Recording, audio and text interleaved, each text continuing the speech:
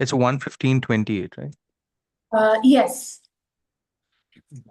Sutta uvacha evam chintayato Jishnu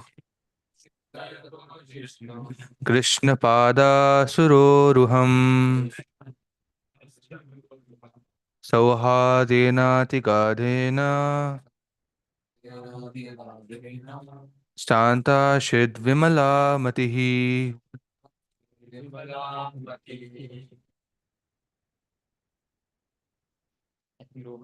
Translation.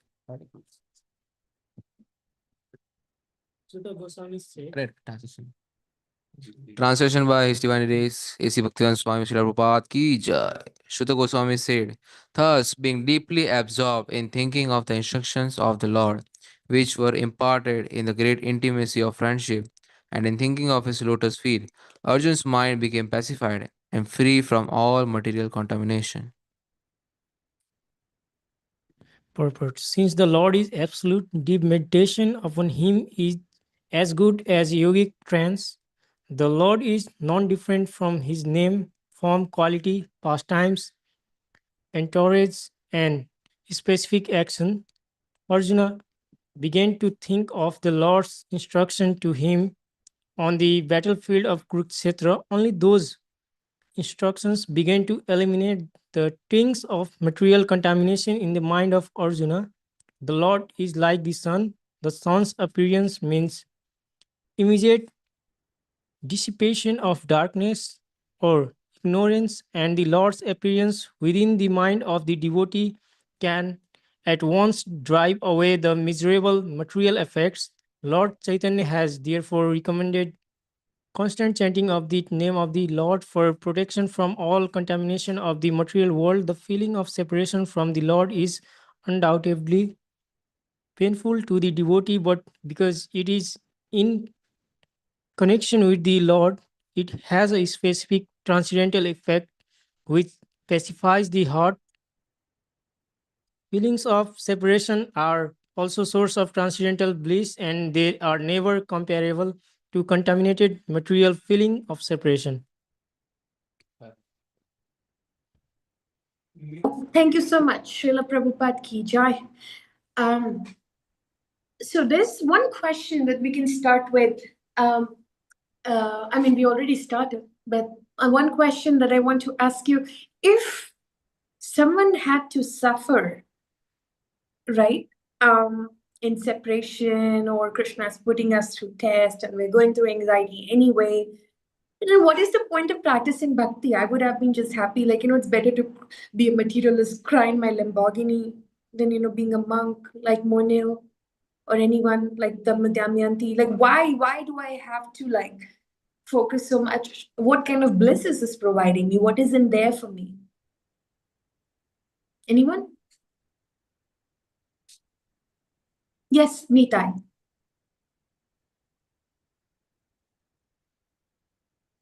In the Bhagavad Gita, Krishna doesn't say that all the suffering will disappear. He says that one needs to learn how to become equipoised in happiness or distress. So the point is not that all of our distress will disappear, it's that we can learn how to be well adjusted no matter our circumstances. Right, very beautiful. Thank you, Nitai. Yes, Krishna puts us into some difficult situations. There was one very nice thing. One time a devotee said that, I can't recall who said this thing, but I think I just remember what the devotee said. And he or she said that, Krishna just gives us that trailer of what we deserve. Let's say someone deserved their head to be chopped off. But that devotee, while shaving in the morning, just gets a cut, simple cut. We don't know what could have been worse, right? So Krishna, and also there is my friend here, Rati Keli. One day I was just feeling too much separation from you all. I'm just joking. I'm having the best time of my life here. So one day I was actually feeling some separation from you all, and I was feeling a little emotional, and my friend Rati Keli said that, maybe there are some more lessons that Krishna has to teach you And until and unless you're done with your homework, this tutor not gonna let you go. And that was, and there are some teachers like this, right? Like before you finish writing this thing from the board, you're not leaving the class. So there are, Krishna does those kind of things. So there's always something more deeper in the suffering. So this entire, I'll just maybe give a little synopsis of this canto. I've been following the classes given by such wonderful devotees. Recently, Padmana and Prabhu spoke on the same canto, and and many other devotees. So I really like S.P. Keshava Maharaj. He gives a very nice, acronym for this canto, and he calls it a SLAP. Right? SLAP means that you get from Jivadoya if you don't show up for morning program or services in the ashram. So for SLAP, because this entire canto, it starts with like awakening mood that have sometimes, doesn't it happen like you're so complacent and you're just wondering and you're complaining about irrelevant things and you're just being and then there's one person, one friend, one mentor who just like shakes you up, either in good way, bad way, and then you just wake up, oh yes, I need to move on with my bhakti, and I need to be sincere. This is the same thing. So first part of the chapter, which are I think 1 to 5 or 1 to 6, they talk about Srimad Bhagavatam. Then next part is talking about love of Uttara, love of Arjuna, love of Bhishma Dev, love of Hastinapur residents, love of Dwarka residents, right? Like that. So that is chapter 7 onwards. Then we come on to this part of attaining absolute, where there is description of the very important personality, which is Parikshit Maharaj. And it's a very interesting part. Like his appearance is discussed in this canto, and his disappearance is also kind of is into the picture. His disappearance, like 7 days before his disappearance, is because why Bhagavatam is being discussed. And at the same time, his appearance is discussed, how Krishna shows up in the womb of Uttara and takes care, protects him. Then at the same time, there is a little bit of description of how different devotees are attaining absolute in different ways. Like Dhritarashtra is being very blind, not just physically, but spiritually also, attains absolute. He follows the command of Vidura finally and renounces everything. And within 5 days of his renunciation, he just goes back to Godhead, and his wife follows him. So like this, now chapter 14 and 15 are the most painful part of Bhagavatam. They're actually very painful for a lot of devotees, because even though, like, especially for us, because we're not very elevated devotees, we can just keep saying, like we can keep listening to all these nice classes, a body doesn't die, sorry, a soul doesn't die, it's just a body. Oh, when someone dies, you feel it, because we don't have that, understanding. Now, this chapter is about the disappearance of the Lord whom we are worshipping. Of course, we've not seen him. We have so much love for him. We are trying our best to serve him. We're waking up for morning program. We're doing his services. We're tolerating Viśākhā. Like what all austerities I'm observing to, express my love to this Lord. But still, there is, like when you read the descriptions, it's very like it just does something to you. Like it just depresses you. Like, there is, I'm not sure if in the previous classes this was discussed, right? Like there is, when Arjuna is visiting Dwarka, Yudhishthir in Hastinapur is experiencing bad omens, he's noticing some animals crying, color of the sky and birds, making some movement, etc., etc. And then he realizes something is off. And then he gets to know, oh, Krishna has kind of like left the world, and Arjuna confirms that. And hearing this news, everyone gets onto their job, where that is, what is their job? What is their eternal job? Devotional service. So then slowly, after Krishna disappears and Kunti Maharani is also like, getting absorbed in devotional service, and so is Subhadra, and so is, Vidura, and many other devotees, they follow along. And this particular verse that we read is actually when Arjuna is just about to also disappear. And he's trying to absorb himself in the instructions of Krishna on the battlefield of Kurukshetra, meaning Bhagavad Gita. He's actually trying to get absorbed.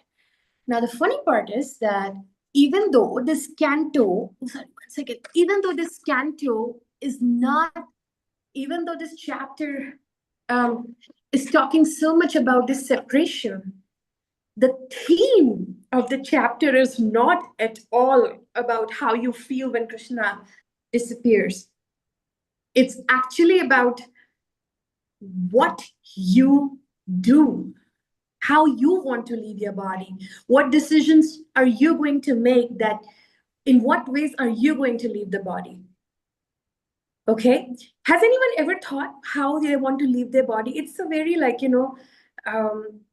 it's not an inappropriate question. Yes, Damayanti, you gonna leave your body by sorry?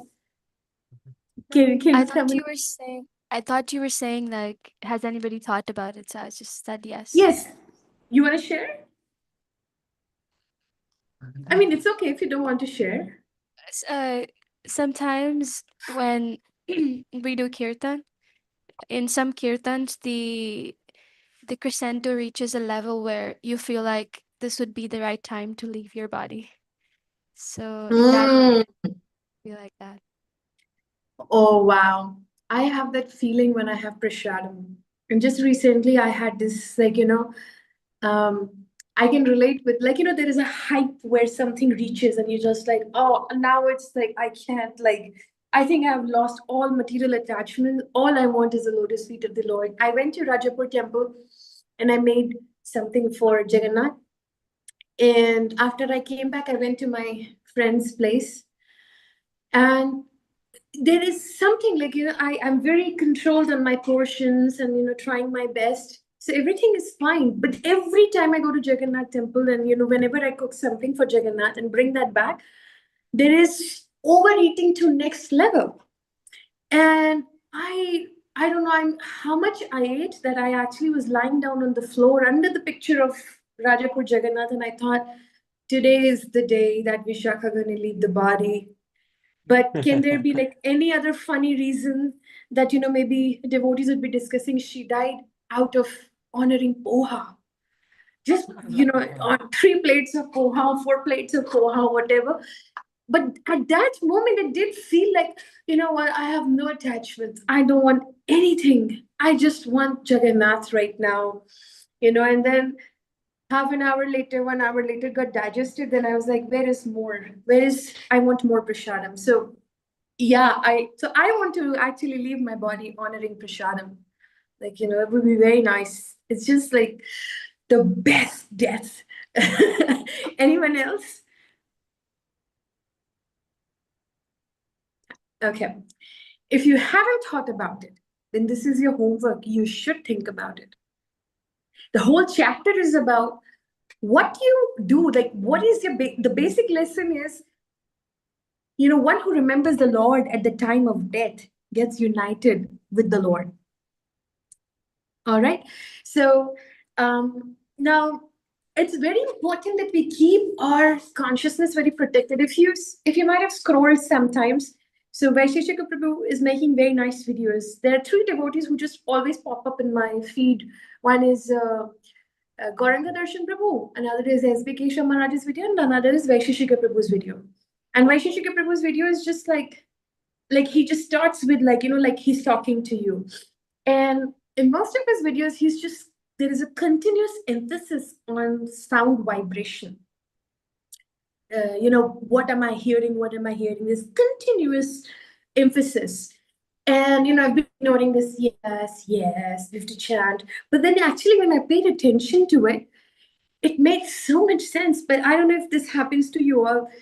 sometimes when I wake up in the morning, even though I've done everything right a day before, or even before that, or a week before, sometimes I wake up in the morning and I'm thinking of the most irrelevant, outdated Bollywood song that I heard in second grade or I was obsessed with. I don't know if you all, if this happens to you, or maybe I'm that fallen conditioned soul. So out of nowhere, and that song was neither a hit or nothing, but it is just there in my consciousness. And I'm surprised that while brushing my teeth, I'm thinking about this. Like that melody is in my head, and I'm thinking about that song. Or maybe sometimes, I'm just actually stuck on what that classmate of mine told me. In the seventh grade, she chose to sit with another person and not me.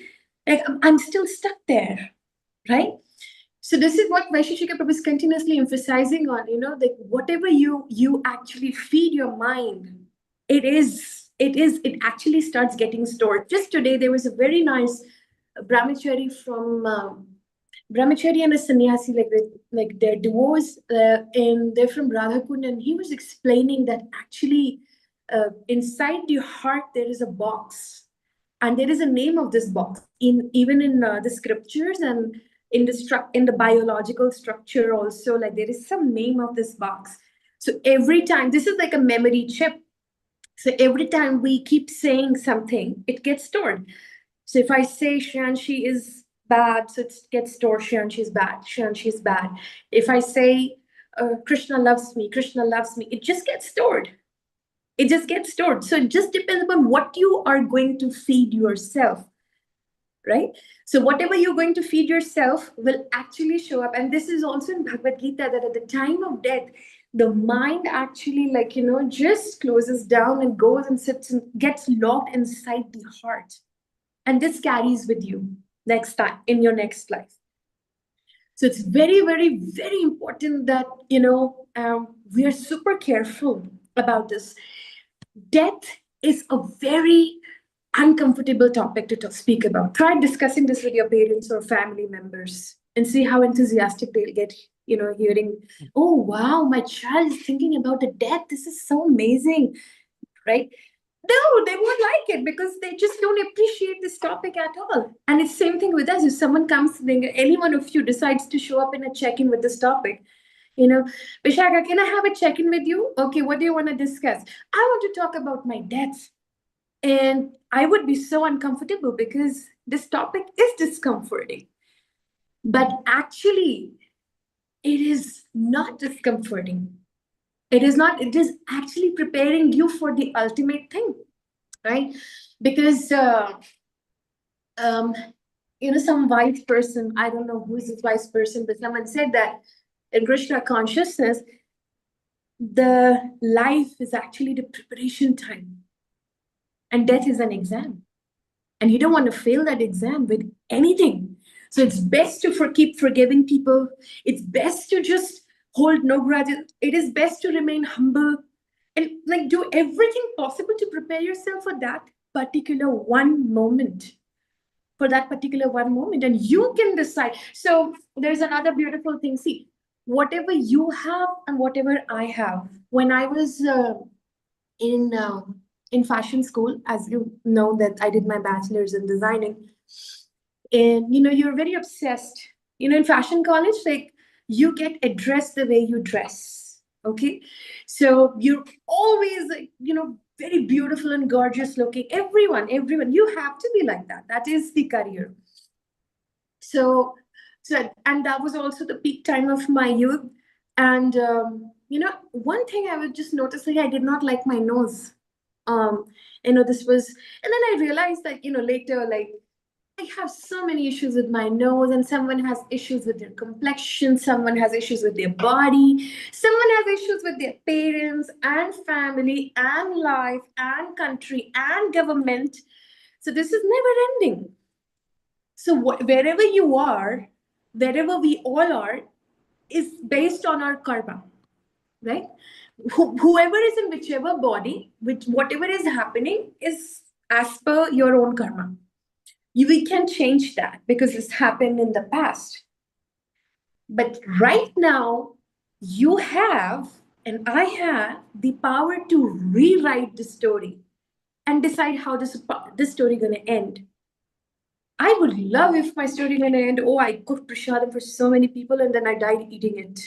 After eating it, after honoring it. Sorry, but I'm just saying that, like, we all have that choice right now. And another beautiful part about this is that you don't have to do something that makes you very like, if you ask me, okay, in order to have a happy ending in your life, you have to be a math graduate like your husband. I can't add 1 plus 1 sometimes, and my husband, like, will, like, 5, 6, 10 digits number, he'll just add up like anything. So someone says this is your only way back to Godhead, I'd be so depressed. I'd be like, oh my God, where are I gonna be, like, on earth for how many years? Or maybe like lower planetary system, because I don't have qualities of demigods either. But then the beautiful thing about Krishna consciousness is that you need to just work on your authentic self, pray to the Lord to help you find your most, most relevant service for you, where you thrive, where you just can't wait to jump out of the bed every single day. You're supercharged, and that's your only way back to Godhead.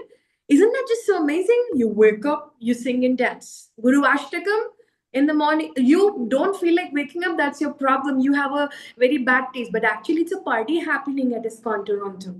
Like, weird, like, imagine if a not like person who has nothing to do with spirituality comes and shows up, they'd be like, Hare Krishnas, they do party in the morning.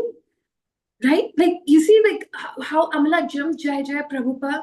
Like, it's like 7 a.m. Who has that energy? A lot of people are just waking up and they're having their, detox drink in the morning. They're half asleep. And here is Amala and Monil, everyone just jumping Jai Jai Prabhupada, or Maharaj making everyone, dance. So you see that this is actually a very blissful arrangement that we can choose. But the question is, can you slap yourself to stay awake in this matter? And can you actually decide what is that preparation of this exam that looks like? Right?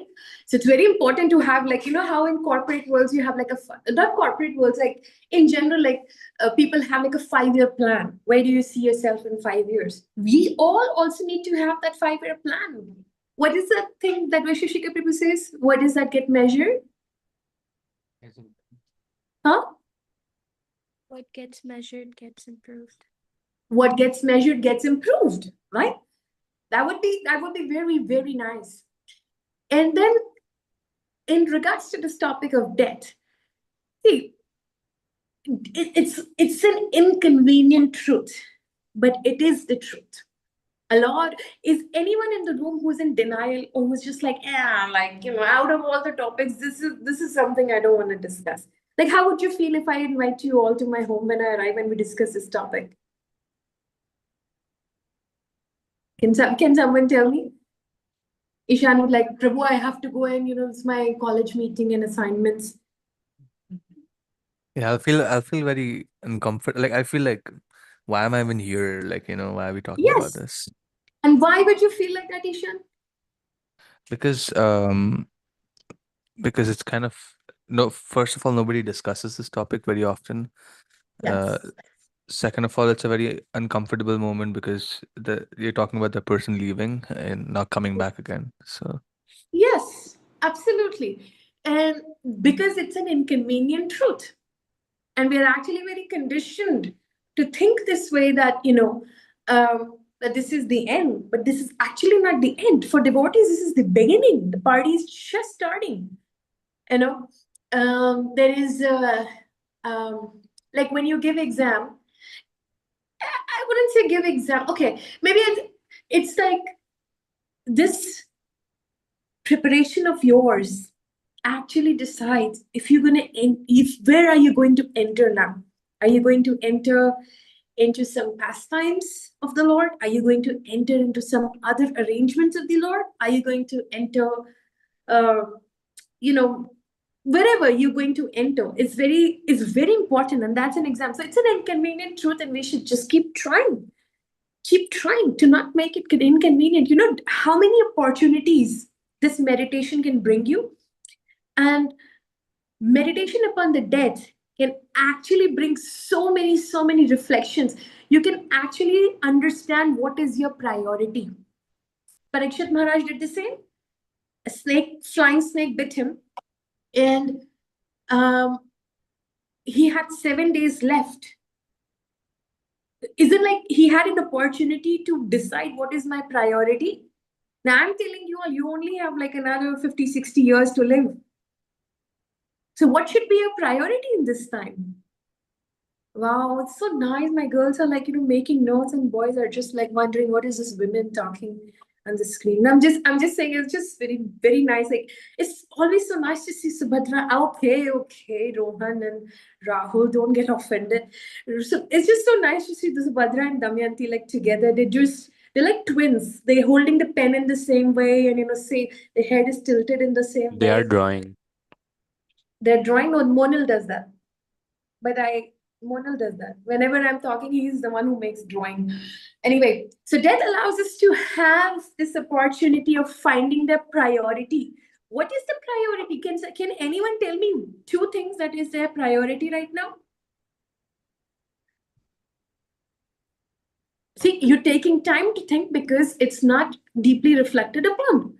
So it's a very important. Did someone have to say anything? Yes, Neetai, please go ahead. I want to be happy in my life. That is a Okay. priority for me. Okay, which is great. So Nitai wants to be happy. This is her priority. Now she would start thinking, she'll put that on a whiteboard. And now she will understand that where am I right now? How happy or unhappy I am. And she can actually draw a plan. Okay, in order to be happy that I want to be, what do I need to do? So it allows us to find our priorities. Okay. Second thing is it allows us to also understand how urgent the situation is. So, for example, someone's plan is to go back to Godhead. This is their death meditation. I'm so done.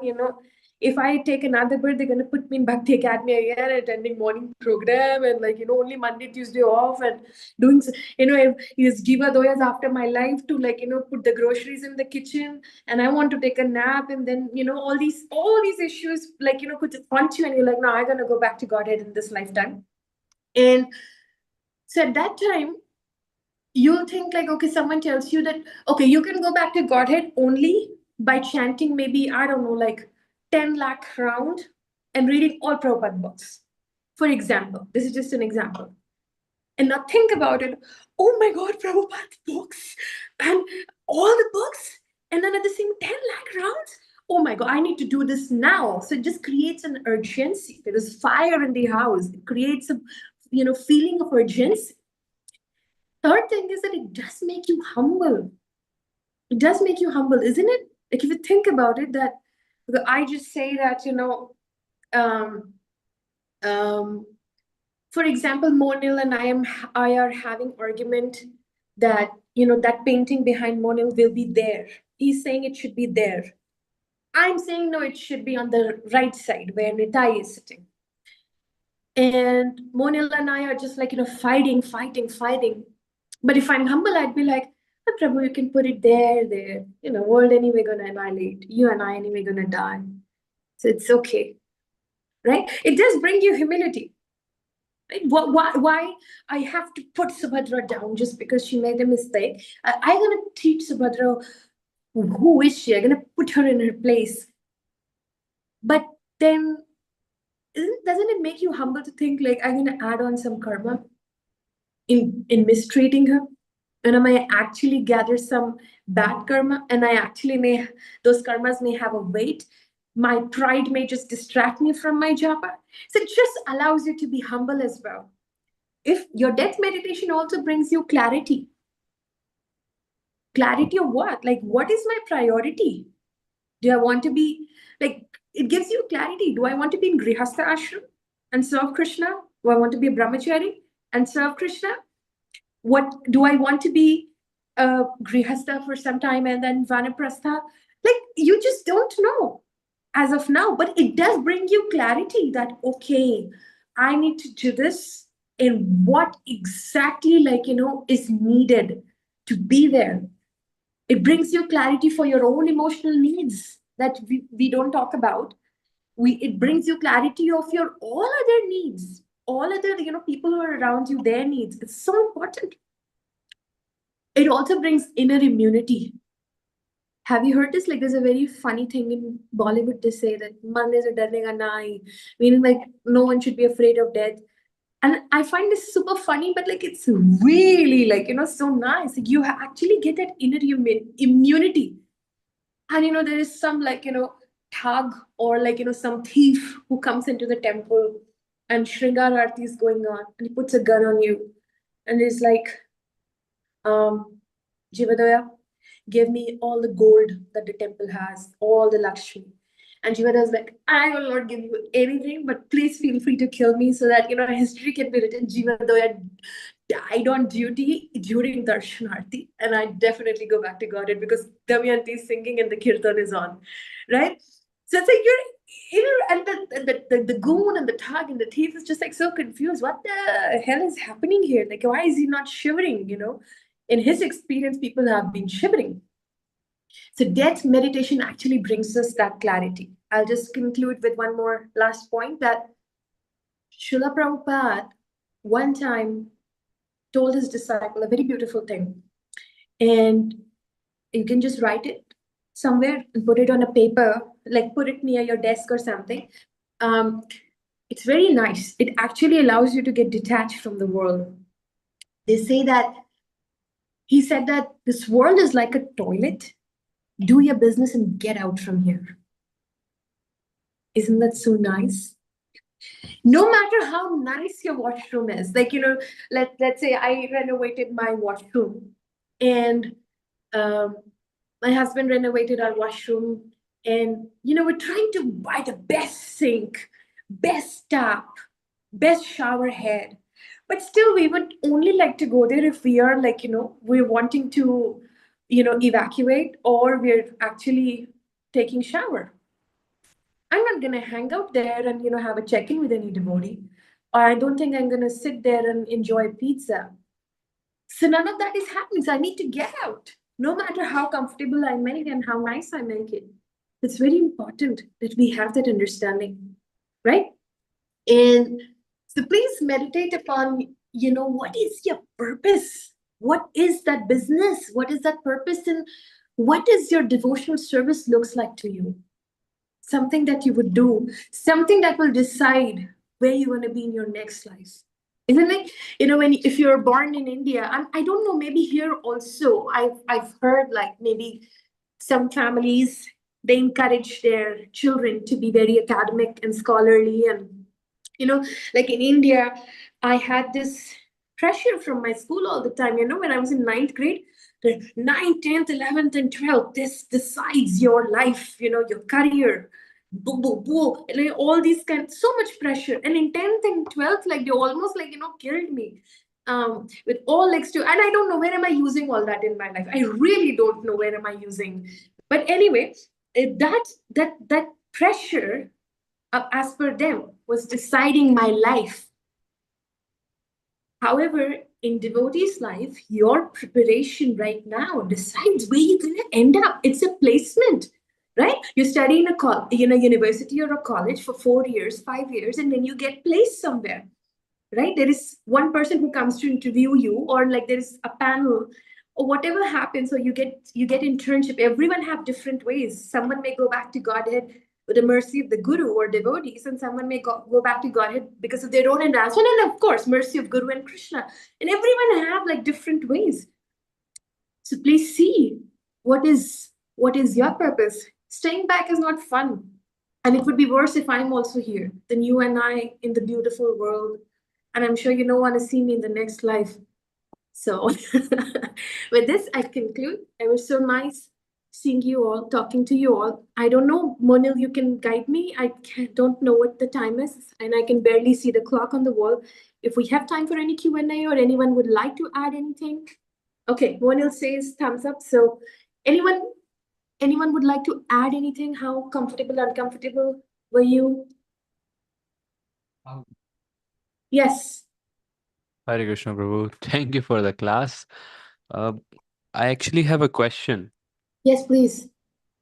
So, I remember when you were talking about that box in heart where we Mhm. store every memory just by speaking about it once. So, the question is how to not store things in heart box. It's like not even repeating those things again and again just by thinking about them once. Like suddenly a devotee did something and it pierced my mind all of a sudden. And Yeah, I just thought about it once and then it's like no, no, no, I don't want to think about it. It's going to ruin me. At the right. same time, I'm again starting to think about it. I'm trying not to. But by Mm. trying not to, I'm thinking about it. How not to think about it? That's what Right. I'm thinking.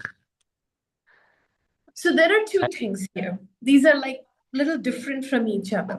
One thing is that if something gets stored in our heart, like I never intended to store that Bollywood stuff that I mentioned in my heart, but I was a kid. Maybe we went to watch a movie. I never imagined myself storing that. But this is where Cheto Darpan Marjana, the first verse of Shikshashtakam comes in place. You chant the holy name and eventually everything gets cleaned, right? It's a process. And at the same time, Rukmini Walker Prabhu, when she was giving a class, if you remember, she gave an example. There are two dogs. One, you feed, like, prasadam to one dog, and then another dog, you just make that dog starve. And if you put them into fight, who will win? The one who actually had prasadam, right?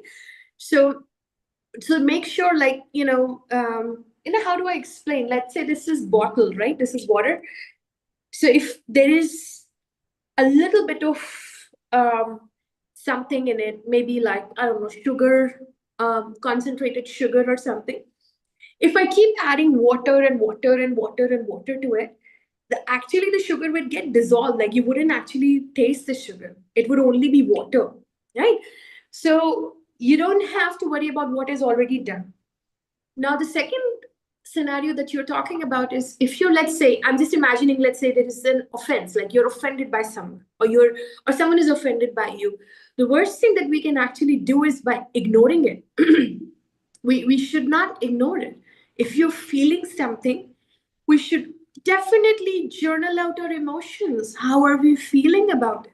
What exactly happened? And you can do it with very simple prompts that you can, I mean, I have a journal which is known as processing journal. Anytime I go through some difficult situation where I did not like how a certain devotee behaved with me, or where I feel like I could have behaved in a better way, I journal out this thing. And processing journal is just allows you to go, see what happened, what was the other party's intention, what was my intention, what were the lessons for me, and then what are my feedbacks for that person. And then always go back and communicate. And how do you communicate? Like, let's say I had a fight with Damyanti, and Damyanti, I showed up, I went to her on her birthday, got her a gift, but she did not bring me a gift. Instead, she bought it from that Lakshmi. She got a ticket for Janvi Harrison's concert. So I'm like, I'm feeling Damyanti is a selfish woman. So I don't go back to her and I don't, Damyanti, you are selfish, because Damyanti is not selfish, right? But I communicate in the most non-violent way using iMessage. And iMessage is, Damyanti, when you did not show up on my birthday and instead you choose to go to a concert, I felt that you were selfish. I am feeling it. She cannot deny my feeling, what I'm feeling inside. But she also understands that part, that I am feeling it. She's not accusing me. So and this can be a little difficult task for men in general, because they're very super rational and logical people. So that's why journaling out may help. But when you leave things under the rug, now imagine you're in a living room, it's very nice, and some guest is about to show up, and then you put something under the rug, some garbage, you leave it under the rug. Vishesh had a sandwich, half eaten sandwich, you put it under the rug. Then, Ishan had, like, half drunk, like he had this bubbly can that he drank half, you put it under the rug. What will happen to the rug in 1 week? In 1 week, it would stink, right? It would stink. it was super unhealthy, super unhygienic. So why can't we just resolve it, right where it hurts? And being honest, if you can stay committed to expressing yourself in a non-violent way, accepting your own mistake, it will actually not get stored in your heart. It won't get stored in your heart. And some people are just weird. They're weird. Like, what to do? You can't. I mean, you can't just do too much about it. So does this help, Rahul? It does. It does. Yeah. Okay. All right. Any last points? Last comments? Yes, Rohan, please. Hare Krishna, bro. Thank you so much, bro, for giving Bhagavatam class after such a long time. My question is like, if we think about like how we'll die, about death, because death is very unpredictable, and so is our when we think about that. So we think about our next life also and previous life, because that is also unpredictable, and we can't think about that right now, because sometimes in Bhagavatam also Shukdev Goswami mentions that this devotee was this in his previous next life, and he was doing this such things. And also in nowadays we also think like how this devotee would be in previous life, like that. So should we think about that also Yeah, while I thinking think about that? as a devotee, your next life, like your goal should be, my next life is to be with Krishna, to serve him, right? So if you're making a garland, this is your service in the temple. There is nothing wrong in like thinking that, oh my God, one day I'm gonna actually make it for Gopinath. I mean, here and then, in that world where Gopinath will actually talk to me. I mean, Gopinath will talk to you here also. There's nothing wrong. But yeah, if you like but this can be a little distracting, but like, yeah, you can just have that at the back of your mind, maybe that I can't wait to be a servant of Krishna. I can't wait, because the thing is, once you cross that, see, if you think about it, I'm moving from Toronto to Vancouver today. You have to think about a lot of things. Where am I going to stay? How my life going to be? You will have to control a lot of decisions. But when it comes to spiritual life, you don't have to think actually too much, because Krishna is going to take control of everything. You're just thinking, I can't wait for Krishna's command. He'll ask me to become a tree, I'll become a tree. He'll ask me to dance, I'll dance. He'll ask me to be an apple, I'll become an apple. He'll ask me to, whatever he'll ask me, I'll just do that. He'll ask me, okay, now go and start Bhakti Academy in I don't know where, but I will do that. Whatever Krishna may ask me, I'll just do that. So your excitement should be like, I can't wait to be controlled, by my Lord. I can't wait to be with such a person. So this is where like a little bit of materialistic conditioning, it gets into thing like, I need to do something. I need to decide how my next life going to look like, right? But our exam is just like getting placed. Where we are getting placed, Krishna will take care of that part. Does this make sense? All right. Is it time now, Mona? Is it time now, Mona? Yes, Prabhu. Okay. Thank you so much, Prabhus. Grantraj Srimad Bhagavatam ki jai. Mahatade Govinde. Nama Brahmani Vaishnave. It's my prasadam time too. Shalpa Punyavatam Rajan Vishwaso Nevijayate Sharira Vidya Jal Jonindriya Tahikal Jive Pele Visai Tar Madhya Jivayati